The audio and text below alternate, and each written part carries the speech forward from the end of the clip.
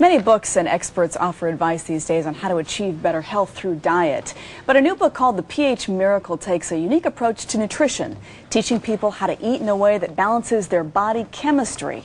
It was written by Dr. Robert Young, a microbiologist and a nutritionist, and his wife Shelley Redford Young, who is a chef. Robert and Shelley, good morning. Nice to see you. Good morning. I should say first off, tell everyone that I actually wrote the foreword for your book. You asked me to do that. Thank you so much. We met about 10 years ago when you first started this plan. So tell me first off, tell everyone what is the pH Miracle? What does that mean? Well, the pH Miracle is about changing lives and saving lives. It's a revolutionary scientific medical approach, a new idea, a new theory about how to, well, the theory is one sickness, one disease, one treatment, which is revolutionary, that disease is an expression of states of imbalance, that how we feel really has to do a lot about balancing our internal terrain.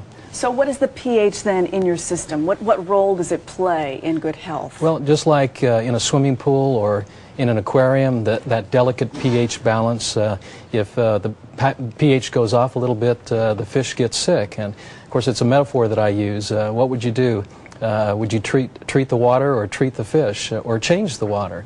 And so it's just like within our own bodies, that delicate pH at 7.365, our fluids of our bodies need to be balanced. If not, that's when acids are expressed. And so there's a balance between acid and alkaline.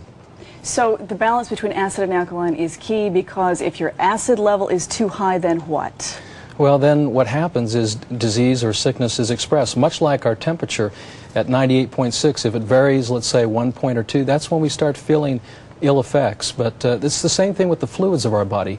The cells are only as healthy as the fluids that they're bathed in, much like the fish. The fish is only as healthy as the water in which it swims in. You have worked with thousands of people, not only in this country but around the world, and I know that many of the testimonials of those people and their sickness and their healing are in this book. You've worked with patients who have cancer, with MS, with heart disease, and not to simplify too much, but the work and the results are essentially the same.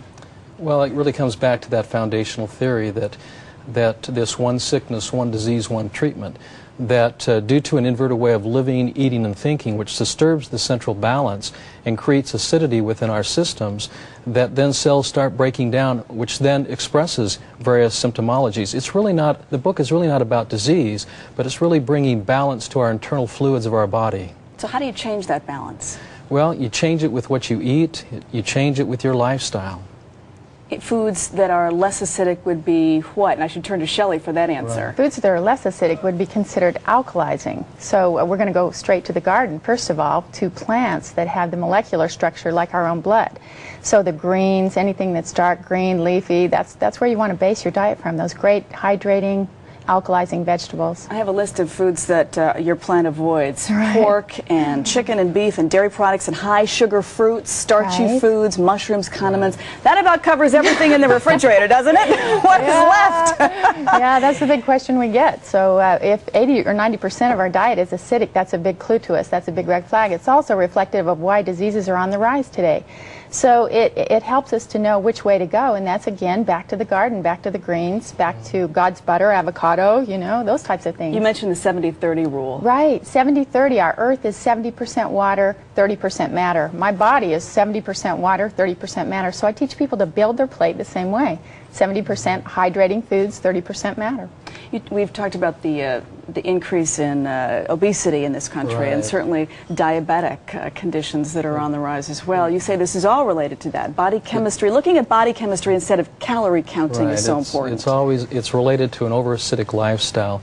That obesity really is not about fat, it's about acid. And so when I see an overweight person, I don't perceive them as obese per se or fat. I perceive them as over-acidic. The body retains fat to bind to acids. It's a protective mechanism. It's a preservation mode that the body goes into to try to preserve and sustain and maintain the integrity of the internal organs. Tell me about your favorite testimonial.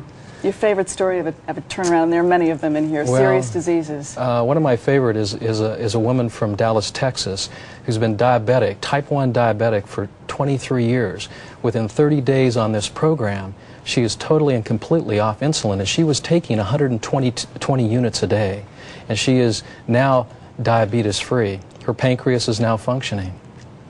There are many stories like that, including type 4 cancers and all the rest of it. Exactly, so right. It's an interesting idea. You have to go into it with an open mind, I guess. Amazon.com has put you on its hottest new book list, Yeah. so that's Yeah. terrific. Congratulations, Thank Dr. you. Robert Young and Shelley Young. It's nice to see you. Thank you. Thanks so much.